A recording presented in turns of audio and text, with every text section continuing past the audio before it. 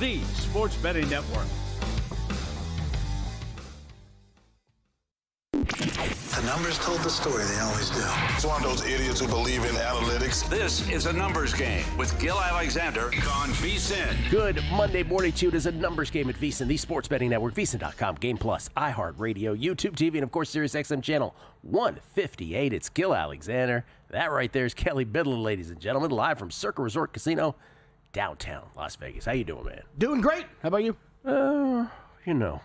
Did you have a fun weekend of traveling? Oh, 4 times over the Golden Gate Bridge and back? It's crazy, man. Yeah, man. It was fun. So much fun. It was a clear day in San Francisco. It was clouds July 3rd, clouds July 5th, but July 4th, clear skies, beautiful view of the fireworks. It was That's great. cool. That's nice. That's nice. Yeah, Friday was cool here for July 4th. You and I were just talking a bit about it before the show. Man, I don't remember this. Maybe this is a thing every year, and I just don't remember. July 4th weekend was seemingly very, very quiet in Las Vegas. Yes. And also, there's nobody on the streets this morning either. Completely, like, everybody's left town. I was nowhere on the Strip this weekend, but I was at the Green Valley Ranch, Rio, and here, and it was kind of quiet everywhere. Saturday, Sunday, and then this morning driving in. Like Sean McCollum was just saying that that's normal. I don't remember that. I don't remember normal. that either. Yeah. But I trust the Las Vegas lifers like Sean. That's right. On the show today, Paul Sporer will join us, talk Major League Baseball. Who's going to buy? Who's going to sell? Who hasn't determined either of those two options yet before the trade deadline, July 31st in Major League Baseball?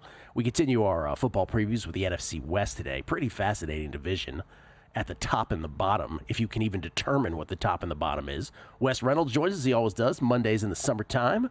Co-host of Long Shots. Let's see if he had Brian Campbell yesterday, what he thinks about golf and beyond. And then NBA Summer League futures. How about that? Let's go. I made a bet. Kelly's excited. NBA Summer League has started, just not in Vegas yet. The Vegas version starts on Thursday. This Thursday with Cooper Flag in action. By the way, I took a look at tickets for that. First of all, they don't exist. Secondly, when you do see them. What do you mean, like they're sold out? The good ones are sold out. I don't do that. You want a general admission. I'm not doing general admission. If I'm going fat. Kids still say fat, by the way? Well, I don't think they do. Trying to think what I've bought. I don't know what I've bought in the past. I haven't really bought tickets.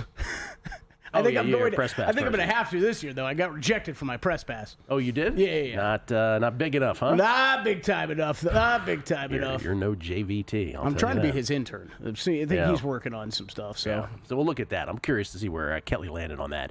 Let me just start by saying, though, let's start with Wimbledon. To say that I cannot hit a match to save my life would be an understatement. You ever go from something you're great at and then get humbled so badly where you're like, what the heck is that? It is grass, so to some degree this is not surprising. And the strange part also is all of the futures plays, with the exception of Matty Keys, but also Iga, so one of them wasn't going to get there. But every futures thing is still intact. Mm-hmm. I don't have anything on the men's side. I always thought it was going to be, what's Drew's line?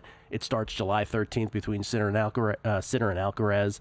But on the ladies' side, Iga remains alive. We'll see. She plays Clara Towson later today, try to get to the quarters. And the quarter recommendations of both Amanda Anisimova and Ekaterina Alexandrova in Q2 and Q3 currently remain alive. We'll see Alexandrova in a dogfight with Bencic. She just came back from the dead. So we'll see if that goes. So the future stuff is great, but then match by match, good God, I can't hit anything. Oh, man. It's Not always a damn tough. thing. It's always tough. And with that as a backdrop, would you like to hear what I have left today? Yeah, what do you got? I have Emma Navarro at plus 142 over Mira Andreeva. That's the only thing that has yet to start. It starts at about, you know how tennis goes. It's supposed to start this hour, but we'll see. The court has to become available first. Emma Navarro plus 142 over Mira Andreeva. I don't think she should be. I think it's more of a coin flip. I don't think she should be a dog here. So that's a play. Great match. Couple great matches here today, right? It's the business end has begun. Yeah. The business end of the tournament has begun. And it has been a, generally speaking, what you would expect from Wimbledon, which is upsets abound because it's the shortest surface part of the calendar year, 5 weeks total. And then certain players just sort of catch the knack of it, and others do not. And they move on. Like Tiafoe's like, I'm going to D.C. I'm already ready for the hardcore tournament. Yeah. Right? So there's players like that. How'd you do on the golf tournament? You win, Campbell? No, not at all. No, not at all. It was What did we determine the pronunciation? By the way, Brian Campbell wins the playoff against Emiliano Grigio, which is really how you pronounce it. But how does he say Americans should pronounce it? Grillo is Grillo. what he goes He's like, with. you guys pronounce it Grillo. I mean, it's one of the. I think I've pronounced it 5 different ways, and I've heard it pronounced 5 different ways. So yeah. I usually go with Grillo, actually, Emiliano Grillo. I think. Yeah. I think that's what I would say if you ran back the tape on long shots and everything. I had a small position on him, so that didn't work out. And then I did get in. He was one of my last leave-offs going into the tournament was Kevin Roy. I know Matt bet him at like 75-1. But I was doing the show. I was doing Ready Set Bet yesterday with Matt Brown, so I was like, oh, let me add a couple people just in case we have some action down the stretch. And so I got in on Kevin Roy before yesterday's round at 50-1. So the number wasn't really that far off. I mean, it's a birdie fest, so there were all these guys at the top of the leaderboard. And he made it close. I had a share of the lead. Now, Campbell was still on the course. Campbell and Grill were still on the course, finishing up. So, thought that was live, but ended up not getting anything home. But as we talked about last week, this was a tournament I had dialed it back big time on. Felt like I had a good read of things for a few weeks in a row. And last week, that was one of those tournaments where I'm like, there is not much I like on the board here. Yeah.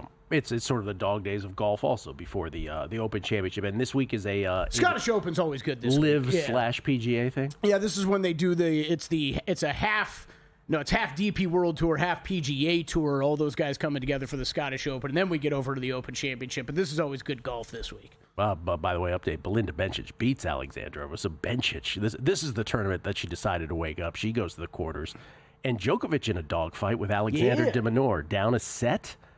And trying to, he has the second set on his racket, but de Minaur might have something to say about that. Major League Baseball, July wins. Can we do that as well?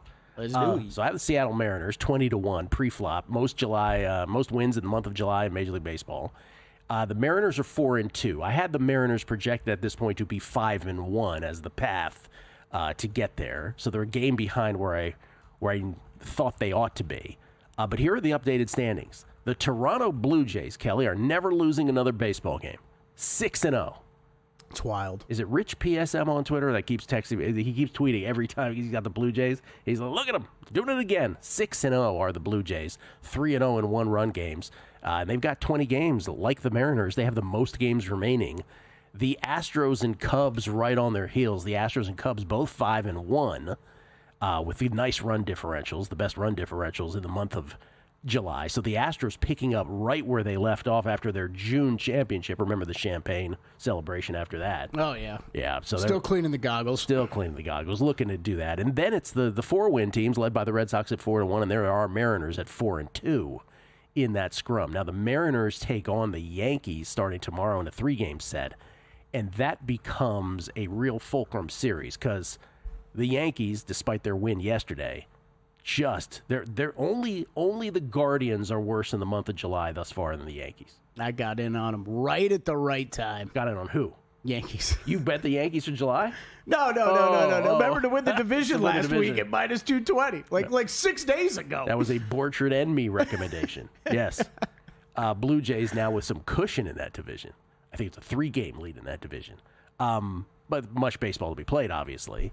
The Yankees are what in that one? What are they? That was their first win in the month of July yesterday. So they are 1-5 with a -17 run differential. The Guardians 0-6. Guardians 0-6. They may never win another baseball game. But yeah, man, they are playing some bad ball recently. What was your Yankees price? You got -220, Gil. Oh, you go out there and get plus money today. You went high on that. Yeah, +105 on the Yankees now, who are exactly 3 games back, as are the Rays. Red Sox lurking 6 games back, but at 6.5 games back, but at playing 500 baseball. And then there's the Orioles, one team not like the rest. That's your American League. But right now, if I updated and said, okay, if I jumped in the month of July, who would I like? I still like the Mariners as one of those teams. I still like the Astros. I still like the Blue Jays. I think those. I don't know that I would change. I don't know that there's a team that is going to come out of nowhere to win this, I guess is what I'm saying. The month of July when we look at that market. As far as current odds, Blue Jays +250 is over at DraftKings. Blue Jays +250, Astros 4-1, Mariners, Tigers, Cubs, all 10-1. Orioles 15-1, Mets 18-1, Rangers 20-1. Everybody else 20-1 or longer. Yeah, I don't think there's a. I don't. Do you see this yesterday though, Major League Baseball? And I don't know, Kelly. You're of an age where I'm not sure if this excites you as much as it does someone of my age. But yesterday you had 3 aces. Well, you had 4. Garrett Crochet was pitching too, but you had Tarek Skubal was pitching, Paul Skeens was pitching, Zach Wheeler was pitching. All those guys were pitching yesterday for their respective ball clubs. Those are your 3 best Cy Young candidates. Obviously, Skubal in the AL, Skeens and Wheeler in the NL. Combined yesterday, the 3 of them. Skubal, Skeens, Wheeler. 21 innings pitched, 32 strikeouts, 0 bases on balls, 9 hits yielded, 1 run given up. Those 3 guys. Yeah, that's pretty good. That, I mean, I think this really is an age thing. I'm not sure how much younger generations like seeing that kind of dominant pitching. But I love that stuff still to this day. No, it was great. I watched more baseball yesterday than I probably have any day all season, and that was part of it. I think for some of the love that we've caught on recently, I know a lot of it's from a betting standpoint with the College World Series, but it's fun in college baseball to watch these kids knock the ball around and put up some big runs. And like I still appreciate tuning in Major League Baseball to see a dominant ace pitcher. Skeens and Wheeler's an interesting thing. Wheeler is very short plus money now for NL Cy Young. And part of that is because, Skeens, it's kind of load management-ish now. He left after 5 innings yesterday, 70-some pitches. And if you're the Pirates, I kind of get it. It's like, well, we're not winning anything. Why should I burn this kid's arm out? So maybe Wheeler is the play now in the National League. The way he's pitching, who could blame him? I know Matt Brown was pointing that out yesterday, and Tango, I think, has him third. Skeens. Yep. All right, we'll come back. Country Club next.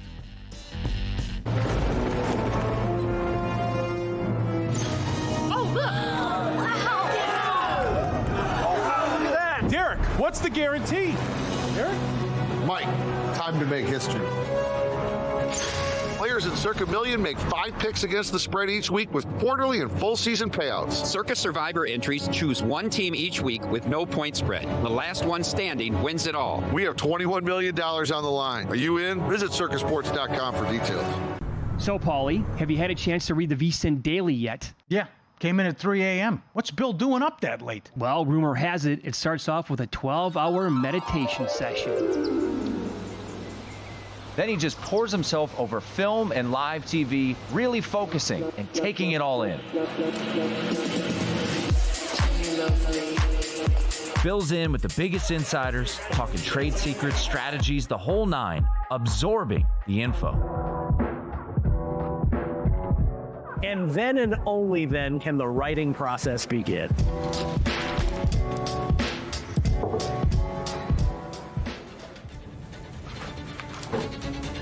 In Las Vegas, Bill's late night becomes your early morning. Wake up to the very latest betting insights in your inbox with the VSiN Daily. Sign up for free at vsin.com/newsletter.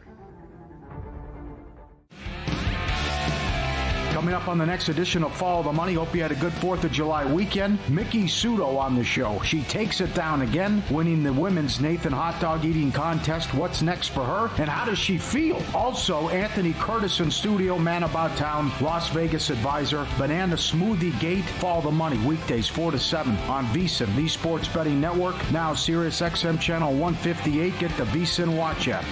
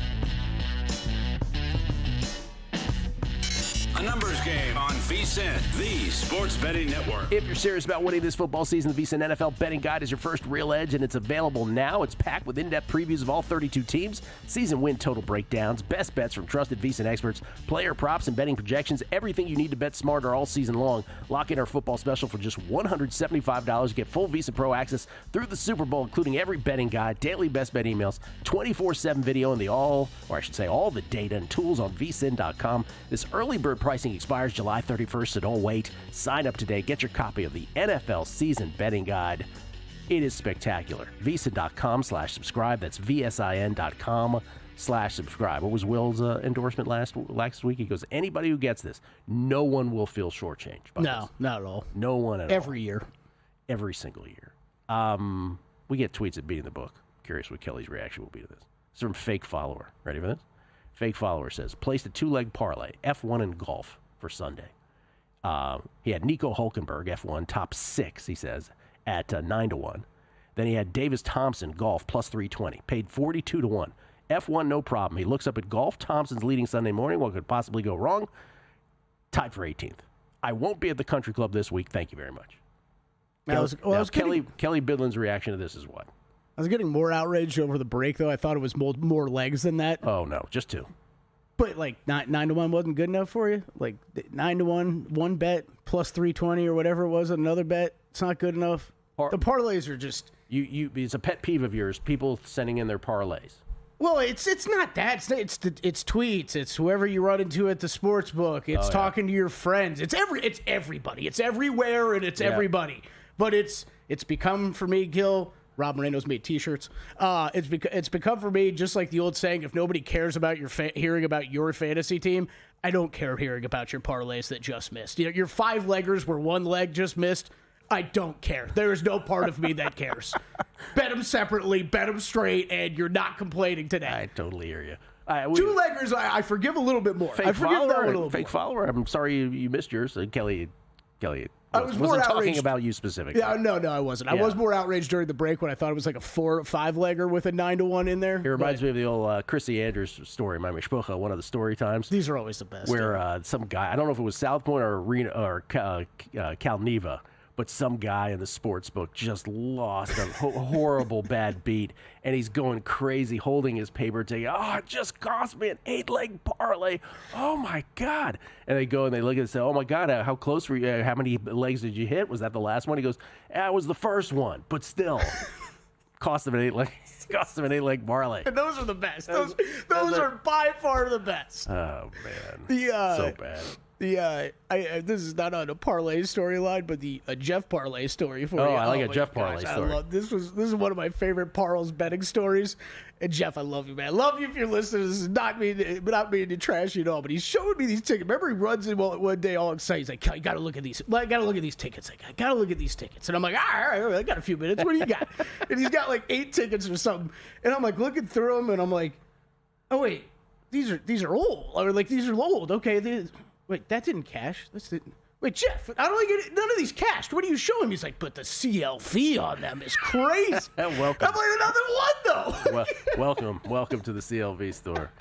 Real quick before we get to Country Club, Jeff. Because this is sort of Country Club and related. It's a Sunscreen commentary. Can I make a Sunscreen commentary? Ooh, yeah. The entire Vegas Strip. There is an expiration date on Sunscreen. The entire Vegas Strip has been run over by a particular sunscreen brand. Did we not bring this up on air? We did not bring this up on air. I don't know if it's the entire Vegas Strip. That's incorrect, by the way. I'm exaggerating. We need some type of investigative work on this. But I just want to say, so one time I was playing outdoor tennis here, and I didn't have any sunscreen, so I bought it here. It's Sunbum is the name of the brand, right? Sunbum. I don't think there's any fear of them being a sponsor of the show here. I have a warning for all people who use this sunscreen. I've never experienced this before. If you get even a microscopic particle of it anywhere near your eye, and by the way, this has happened, it happens, right? It sweats into your eye, or you touch your eye, or whatever. You will not only spend the next hour or two trying to remove it, wash it out of your eye, but sometimes it is so permanent and is so irritating to your eye that that through your shower it still exists. Oh my God!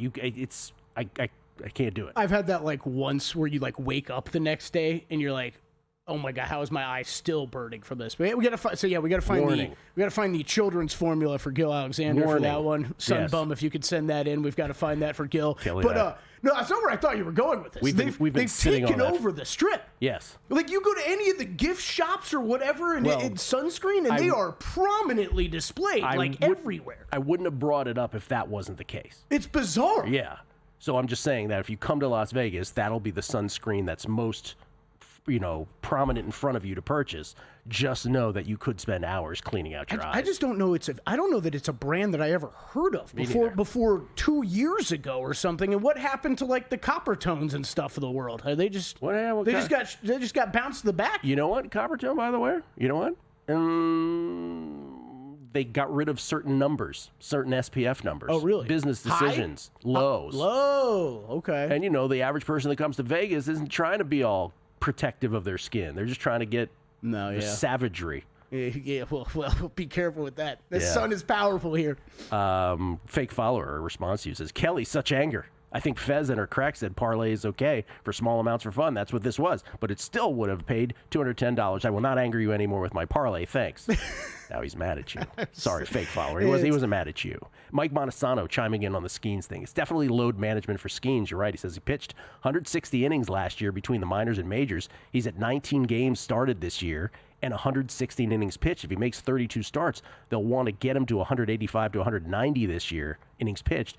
That will leave Skeens with an average of 5.8 to 6.1. He's doing it to the 10th decimal place, 5.8 to 6.1, or he amended it now to 5.7 innings pitched per game, and the rest of the year he'll make 32 starts. So, yeah, he agrees that it is load management, and that could affect the Cy Young calculus, for sure. I mean, I think it makes a ton of sense. Yeah. Ready to go country clubbing? Let's do it. Oh, yeah.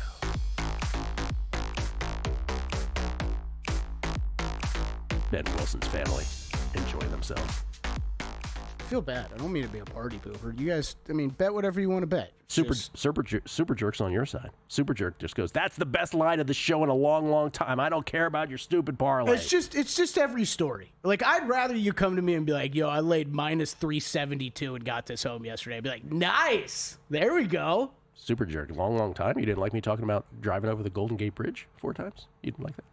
He was upset about me talking about that last week. Okay. Wimbledon. Have my futures thoughts changed? They have not. Alcaraz and Sinner are going to meet in the men's final. By the way, Joker and de Minaur tied at one set apiece now. But it's going to be Sinner and Alcaraz, so I have no futures on the men's side whatsoever. And then on the ladies' side, I'll make it very quick. I still have Iga, 9-1 pre-flop. Iga tries to get to the quarters against Clara Towson later today. If she does, that will match her deepest Wimbledon run ever. She's never won a grass court tournament. She's at plus 475 right now. Is that a play? Let's put it this way. To me, it's that or Anisimova at 11-1. Those are the two best numbers on the board to me that remain. When would do Sabalenka and Swiatek, they would not meet to the final? That's correct. What about Andreeva? Who would she see next?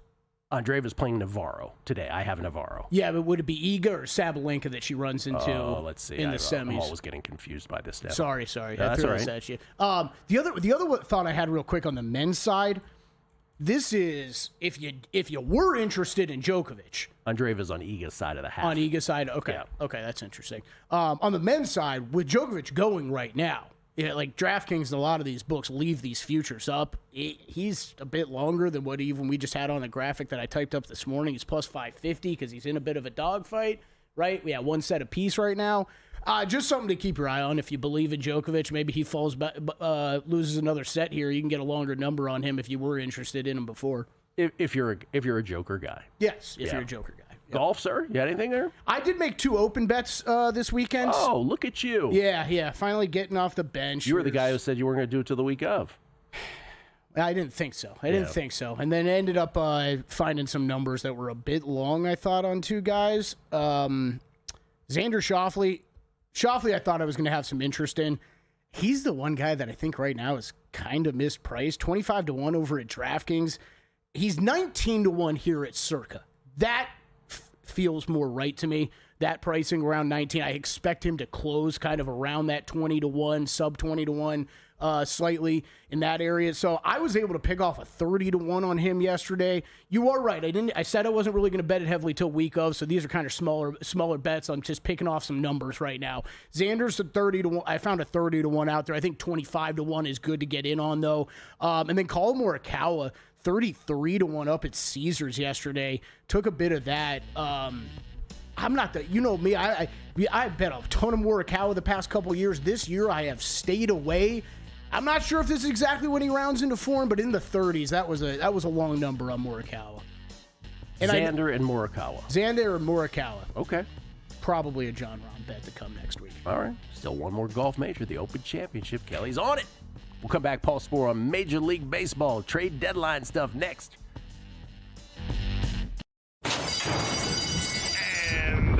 They're off.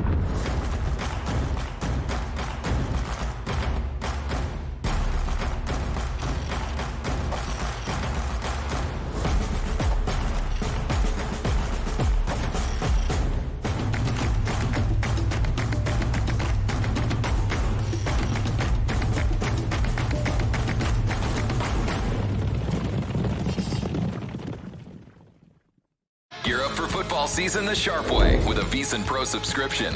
Right now, grab our football special for just $175. An early bird deal that gives you full VSiN access through the Super Bowl. That includes our NFL betting guide, loaded with team previews, power ratings, and season-long best bets. Plus, pro picks sent to your inbox daily, betting splits from DraftKings and Circa, live shows on the VSiN Watch app, and so much more. Don't wait. Sign up now at VSiN.com/subscribe and join us on the Sports Betting Network.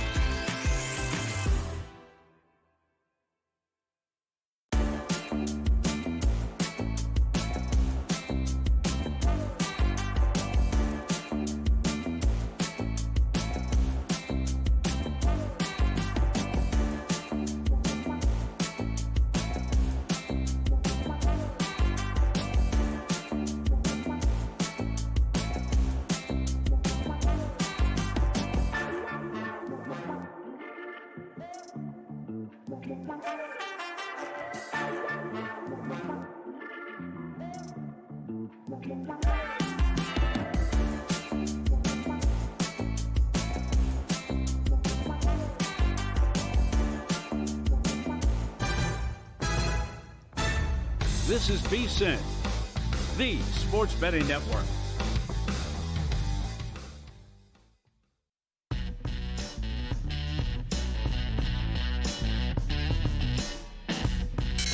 Numbers Game on VSiN, the sports betting network. Don't forget about ProphetX. ProphetX offering the best odds all baseball season long. ProphetX peer-to-peer sports exchange available in 40-plus states. The first of its kind in the United States. You'll be able to make your sports picks against other groups of fans rather than against sportsbooks. Exchanges guarantee you the best odds on average by 10 to 20%. You can even request your own odds. Download ProphetX today with code VSiN and earn up to $200 in profit cash over your first month. ProphetX, the place to be. And can I sort of expound upon this, Kelly? Do you expound upon it or do you expand upon it? What do you do? Expand, okay. Right? They at ProphetX have props for, you ready for this? The show Love Island. Let's go. Fellas, bring the ladies in for this one. Now this is from earlier in the week, so it has to be updated because, for instance, Sierra to be the next girl sent home. She was the next girl sent home, so that one doesn't exist anymore. Oh, stay aligned. What's that? Stay aligned. Watch out. Yeah, so that's not up there anymore. Sierra, by the way, maybe the prettiest girl on there, but old racist tweets will get you every time. Wait, what is that? She chose to leave the show? No. She had old racist tweets that came up, so suddenly she's not so pretty. Okay. But at ProphetX they have Taylor and Clark to win. Huda to be sent home by July 6th was up there. Amaya to be the female winner. Alondria to be sent home by July 6th, which is today. Amaya and Brian to couple up by July 6th. This is all the stuff they had here last week. Pepe to be the male winner. Iris and Pepe to couple up as their next What are these couple. names? These are all contestants on the show. Come on, Kelly. Everybody knows that. Names in the 2020s. Iris. Oh. What else did you just run through? You just ran through like 6 of them. Sierra, Alondria. Yeah, Sierra, Alondria. There's some names. Yes, you you're hit right. a Brian there. Brian. Amaya. There's a Brian. There's a Brian Taylor. doesn't belong. There's Send a him Clark. home. There's a Nick. Yeah, you got your standard. Clark. Anyway, that's what they have at ProphetX. You can bet on that stuff too. And by the way, just to give you an idea of like a match, Amaya to be the female winner was matched at plus 180, minus 180. Okay, There you go. So just peer-to-peer stuff. So very cool. That is cool. Very cool. That exists. That is very cool, actually. People like to bet on that kind of stuff. Oh, totally. Are you kidding me? I loved betting the Game of Thrones. Game of Thrones down the stretch. That was fun as hell to bet. Oh, yeah. We get tweets at Beat of the Book. Robert, Square Bob, he says, will Gil think about Guardians wins middle? I have the Guardians minus 82.5 wins as my favorite pre-flop baseball season win total. Minus? What did I say? Said minus. Under 82.5? What's wrong with me? Under 82.5 wins? That would be a heck of a He's bet. laying 82.5 I'm games. laying 82.5 games. No, I have them under 82.5 was my favorite pre-flop season win totals. And I also played the alternate season win at 87.5 under, laid some juice on that. Right now, obviously, with a massive losing streak. Am I thinking about a middle after Houston series, it says, or after the All-Star break, or sit still and hope they never win?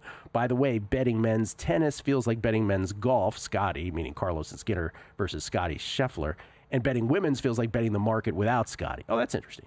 No, I'm not doing a Guardians middle. Kind of like that. I'm not doing a Guardians middle. I'll tell you why, Bob, because my whole point pre-flop with them is I just don't think they're built for the long haul. They were way overperforming their Pythag, their run expectancy, or excuse me, their runs produced and runs allowed. This losing streak is actually now putting them back to where they should be. Before the month of July, when I was going and I landed on the Mariners, the Guardians were a team I considered heavily because their schedule is so easy. But my comment was, I just don't think they're any damn good. There's no way I'm playing them. And the problem is that on offense, they have 2 hitters, Jose Ramirez and Steven Kwan. And if Ramirez goes into a slump at any point, which he did, it's Katie bar the door. Their margin of error is so thin. I don't know if you know this, you can't win baseball games if you don't score runs. So, no, it's a good question, I understand, but I'm not going to do it with the Guardians. And then Wet Willie Colon says, I live in Encinitas, California, suburb of San Diego, and Sunbum headquarters is here. They have a massive storefront on Coast Highway, and I get the urge to egg their storefront every time I drive past. Only if eggs weren't so expensive. Wow, he's took the Sunbum thing to a different level. That's pretty good. Yeah. We have a trade in the NBA. We do a trade in the NBA. You guys can have Love Island. I'll take my reality TV show that is the NBA offseason. We have the Clippers, Jazz, and Miami Heat on a 3-team deal. Norman Powell goes to Miami. Pretty shocking from that, from the Clippers. What are you doing, Clippers? John Collins to the Clippers. And then Kevin Love, Kyle Anderson, and a Clippers second-round pick to the Jazz. So, makes a lot of sense for the Jazz. They've been trying to get off John Collins here for about a year now. Kevin Love, Kyle Anderson, let's see what they do with those two. I have a feeling we'll see them moved once again. John Collins to the Clippers is interesting. But, man, Norman Powell was great there. I think it's a good move for Miami. It's a good move for Miami, good move for Utah. Debatable, in my opinion, for the Clippers. What has Norman Powell ever done wrong besides get hurt all the time? No, he's awesome. He's awesome. I guess they're sitting there after they picked up Bogdan Bogdanovic last year and saying to themselves, but we have enough shooting. But, man, I don't know if you can ever have enough shooting in the NBA, and I would not have been looking to run away from Norman Powell. But that does strike me. I get it. You know who Norman Powell is. NBA hardos do. Anybody who follows it as closely as we do does. But I'm thinking about the average fan now. My buddy Tommy, like in DC, his reaction to this trade would probably be like, "Oh, great, players that always get traded again." That would kind of be his reaction. Be like, "Oh, Collins is going to another team. Oh, Kevin Love still plays in he'd probably be like, Kevin Love still plays in this league." He does sometimes. Yeah. He does on occasion. Yeah. Yeah, we'll see what happens with that. Norman Powell he's been a perennial 6th Man of the Year candidate and one of the best 3-point shooters in the NBA. John Collins, I was telling you a little bit off air. So, just working at South Florida. I got an opportunity to cover a lot of cool athletes playing high school ball, right? Lamar Jackson, number one. Lamar Jackson, top of the list. Watching him just run around kids in high school was one of the most ridiculous things I'd ever seen.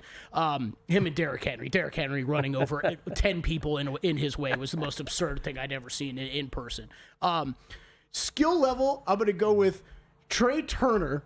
Trey Turner playing baseball. He hit like 590 his senior year. It was the most absurd thing I'd ever seen. Just like whatever the pitch was, Trey Turner reaching out of the strike zone, just slapping one opposite field. That was crazy. John Collins, though, played at this very, very tiny private Christian school, played basketball. Yeah. When we'd go get some basketball highlights, it would take all of 6 minutes because 6'7" like John Collins would just slam it over the entire team. Like it was comical to watch. It wasn't even really impressive. It was just comical. There was nobody on the court that was taller than 5'6". We're doing summer league futures later, but when the first summer league when John Collins he was fantastic in summer league. One of those players you're like, oh, this guy's going to be unbelievable. Freak athlete. We've got a lot of those in summer league. Knox. Was great in summer league. Jalen Brunson was too, but nobody thought he was solid, but nobody thought he'd be the player he was. Looking forward to that. BJ Edgecombe with a huge weekend. Sixers got to be excited about what they saw. Sixers fans outshined Ace Bailey. Yeah, we get tweets. Jason H11. Friends don't let friends bet Morikawa. He says to you. That's fair. I've really stayed away from him. Basically, I don't know if I've bet him this whole year. 3JackH3131. Just scrolled through the Love Island roster, and it looks like a lot of C-level talent, but I'd be willing to bet they wouldn't have a losing season with Mike Tomlin as their coach. That's a good point. And Joe C., any word on ProphetX matching your full bet, or at least giving you an option for match, full bet, or cancel? Oh, I think what he means is if you put up a bet for, let's say, $200, and someone just wants to take 120 of it or something like that, I think that's bothering Joe. I'll get to the bottom of that for you. Just a little ProphetX thing. We got a couple minutes here. Dude, Vegas being quiet this weekend was shocking to me. I went over to we do a lot of casino bashing on here, it feels like, right on this show. So I'm going to say something nice about a casino finally. Crack tries to say nice things, I bash too many people, bro. Yeah. The Rio. So Rio sent out, they have a new rewards program going. I think I haven't stepped foot in the Rio. Last time was before the pandemic. The time before that was playing World Series of Poker stuff like 15 years ago. they sent out a release like a week ago that they're doing tier matching for their new rewards program. So I was like, let me go stop in there, see what Rio gives me. Matched me in full on tier matching, gave me a bunch of free play yesterday. So shout out to the Rio. Went over there, had a nice little lunch, hadn't been in there in forever. So it's a little dead and quiet in there still, but I chalked that up to the July 4th weekend and it kind of being quiet everywhere around here. But yeah, shout out to the Rio. That was one of the better new kind of rewards program launchings that I've seen in town in a while. You're just the happiest kid going, man. You're just going from casino to casino, playing games. You're in heaven. I enjoy my time. It was kind of funny because we were talking before the show about it being dead. I'm like, oh, I was in 4 casinos this weekend. Like, it didn't even really feel like that. Yeah. Also, Brian Ortega's not going to like this. I think he just walked in. I went to go see the new Jurassic movie. Oh, I was interested in. I know it actually got me to the theaters. Yeah, I had the exact. Oh no, it's not good. I walked out halfway through. Oh my! It literally was. We never talked about this. I was thinking about returning to the theater because of it too. That's actually bad. I kind of had somewhere to get to, but I was like, screw this. I'm just leaving now. I could have stayed to the end though. Oh man, that's depressing. Well, still the non-theater streak continues. As sports fans, we may cheer for different teams, but there's one thing that we can all agree on. We want the game to be big. And with 3 levels, 30 cabanas, a 143-foot screen, 6 clean pools, and endless cold drinks, it doesn't get any bigger or any better than Stadium Swim in Las Vegas. All sports, all seasons. It's more than a pool deck. Stadium Swim. It's the only thing like it in the world. Starting July 14th, gear up for the football season with VSiN Training Camp Today. Live every morning at 10 a.m. Eastern. Hosted by Kelly Bidlin, Nick Whalen, and Jeff Erickson. With special guests throughout the week, VSiN Training Camp Today delivers sharp insights on season-long props, futures markets, fantasy draft prep, playoff picks, and more. VSiN Training Camp Today, all week. Starting July 14th at 10 a.m. Eastern. Powered by the experts at VSiN. The Sports Betting Network.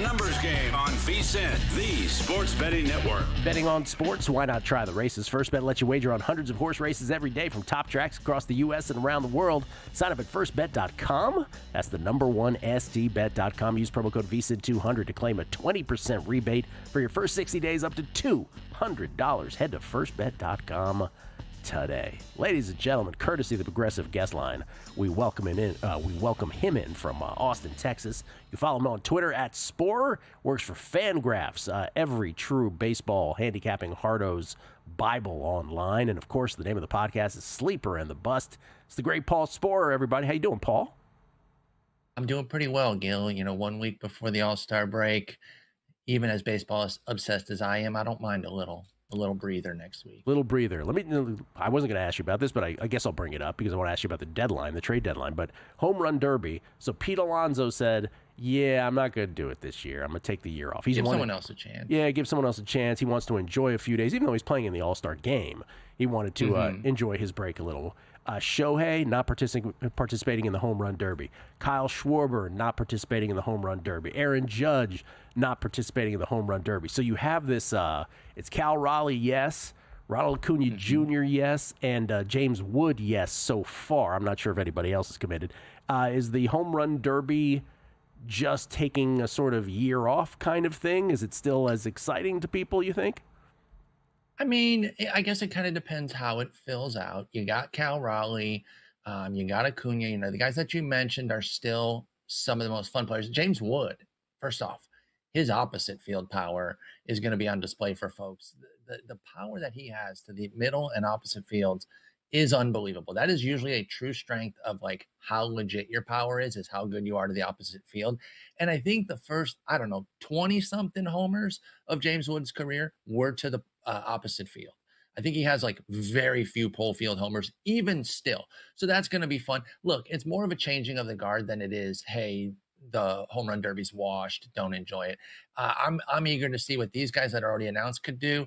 He might have been being a little kitschy about it, like he might be already invited, but Hunter Goodman, when he was interviewed yesterday after the game and talked about how he got to be an all-star and all that, they asked him about the home run derby, and he's like, I would consider it, with a big smile on his face. I don't know if they've already asked him or if he was just, saying that to maybe get invited, but I think Hunter Goodman, catcher for the Rockies, could be fun too. So, like I said, more of a changing of the guard than this stinks. I think we're going to see some fun participants this year, and it's still going to be dope. I like the format too. I didn't like the 3 hours of back by Berman. That was just unending. The timer does bring a lot to it. That wasn't annoying at all, was it? Back. No, that didn't get annoying after like 22 minutes of a 3 hour broadcast. No, not at all. So odds unseen for you, the name that leaps to your mind first as sort of a hunch pick would be? Will be Raleigh, right? But he's going to be probably the short. He'll be short. Yeah, he'll be short. And that's going to be the tough part. So I am going to look at Wood because I want to see where he's at. And if I'm curious if the odds makers get a little spooked by that opposite field power, be like, oh, that's not going to translate to a home run derby. Is he going to pull the ball the way he should? So I'm really curious to see where Wood comes out because he's got everywhere power. And again, if you've got that kind of opposite field power, you are just a power god. So James Wood is somebody I love in general. And again, I want to see the rest of the field too. Hunter Goodman, my sleeper, if he does in fact get there. If you're a Mariners backer of any kind, division or what else, does it concern you that Raleigh is doing this? Are you a believer in this could mess up people? All the data says that it is inconclusive. Now, that doesn't mean you can't. Yeah. That does not mean that you can't get beat up by the home run derby, but the data is inconclusive, meaning that if he falls off, it is not inherently because of the home run derby. The simple fact is it's kind of like the Madden cover curse thing. You get the Madden cover because you had a superlative season. Mathematically, chances are that you're going to come down. Now, Madden curse for a while there, people were getting like devastating injuries, like 7 years in a row or something crazy. Yeah. So maybe there was a little more to that. Paul, but as far as like the home run derby, I hate to disagree. The Madden curse is scientific. I think we all agree. There was some pretty detailed stuff. Yeah. But as far as the home run derby, if you go back and look, it's always guys having superlative seasons. Chances are they're going to come back down to earth anyway. Now, some guys have come out and said, yes, it messed me up for sure. Other guys have said it unlocked them, though.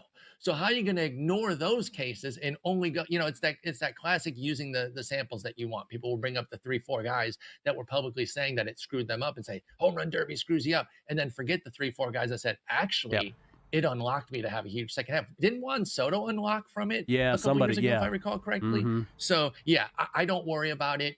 Raleigh's having a brilliant season. His power is unmatched. If he slows down, it's because catchers don't hit 60 homers, not because the home run derby screwed him. I think I agree with you. There's a lot of confirmation bias in there. All right, trade deadline is July 31st. Once we clear the All-Star break, then the deadline is just a couple weeks after that.